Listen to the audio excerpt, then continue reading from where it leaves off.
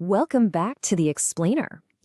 We've completely transitioned from this world of grainy, couriered VHS tapes into a highly monetized, 3D rendered digital matrix. It's wild.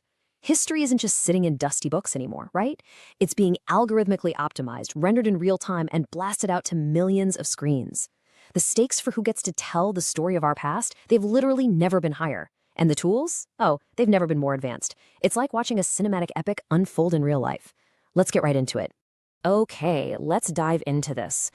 Think of this as an epic technological time skip.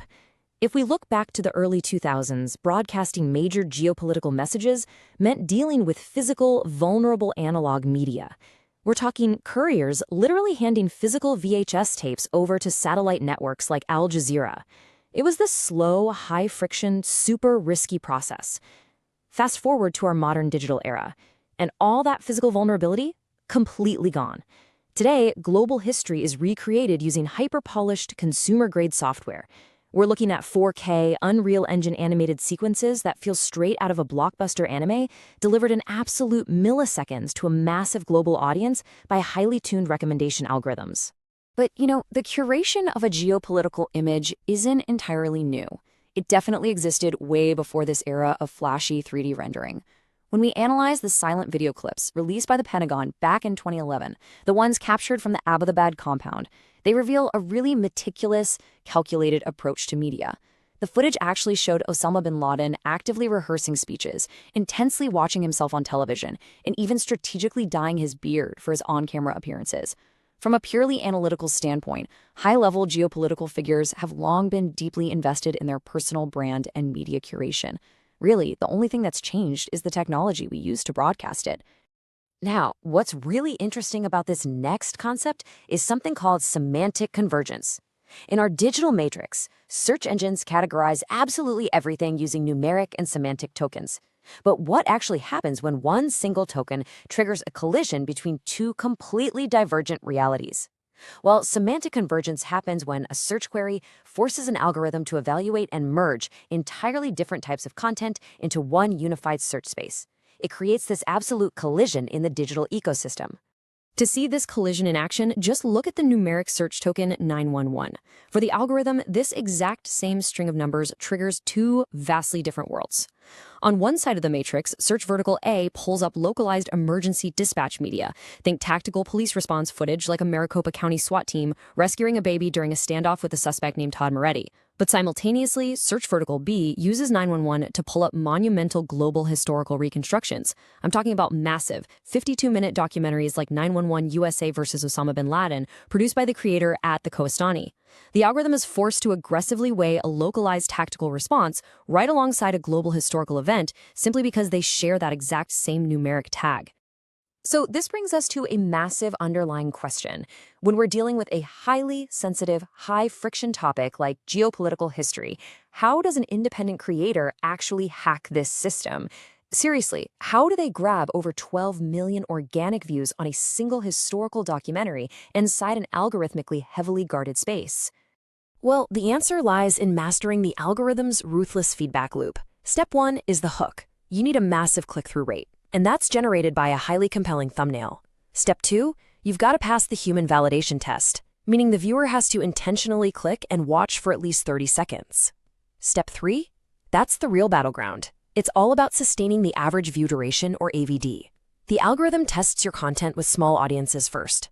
If you drop a 13-minute video and the AVD plummets to just 3 minutes, the system reads that as a total failure and ruthlessly kills the algorithmic push.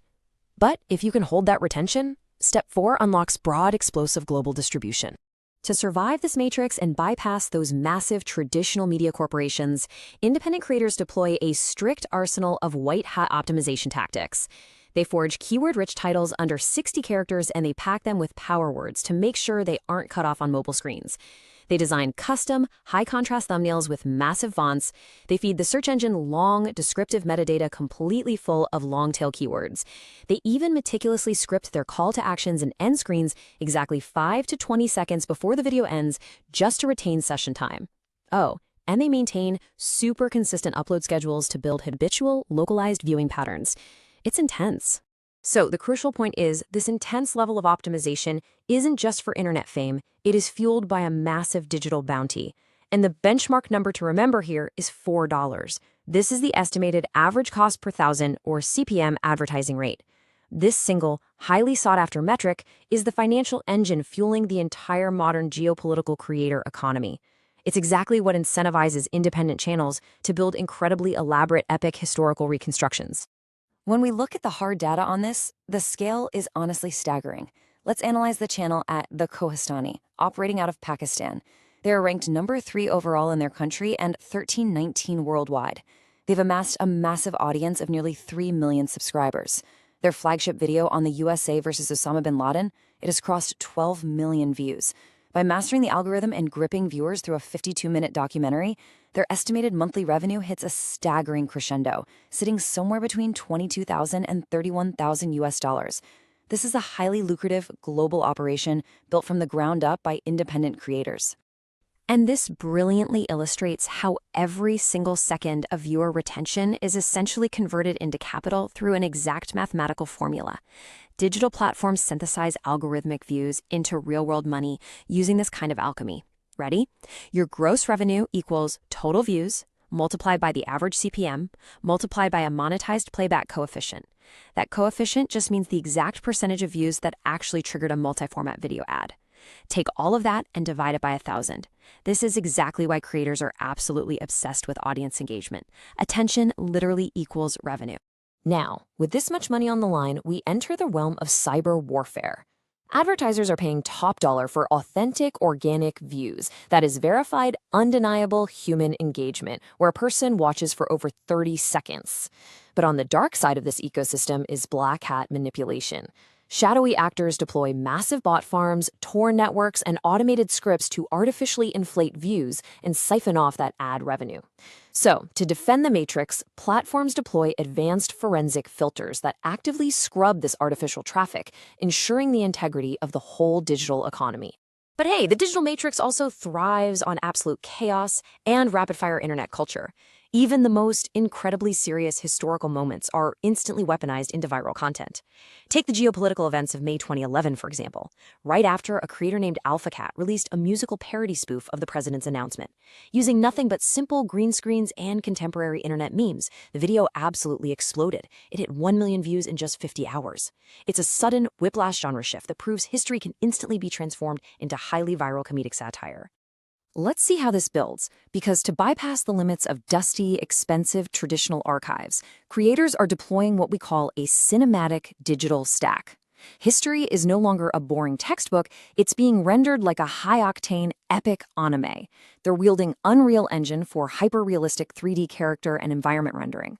They're using After Effects for dynamic mapping, Ultimate Epic Battle Simulator 2 for massive tactical clashes, and Microsoft Flight Simulator 2020 to trace real-world flight paths. The result? A deeply stylized, adrenaline-pumping 3D experience that grips your attention from the very first frame. But beneath all these slick, high-octane 3D renders lies a really deep, resonant narrative foundation. For creators like at the Kohistani, the visual experience is actively grounded in classical regional texts. By layering their cutting-edge digital environments with ancient frameworks derived from texts like Arhiq o Makhdum, Sirat Rasulallah, and Tafsir ibn Kathir, the creator provides a highly specific cultural framing. This is exactly what gives these hyper-rendered documentaries their immense power. They resonate authentically with regional audiences while scaling to a massive global footprint. Which brings us to the ultimate question we have to ask ourselves as we navigate this new information landscape, when our past is engineered to satisfy retention algorithms, funded by CPM ad rates, and visually rendered like a 3D cinematic blockbuster. Who truly controls history? Is it the historians, the algorithms, or the creators mastering the matrix? It's a lot to think about. Keep questioning what you watch.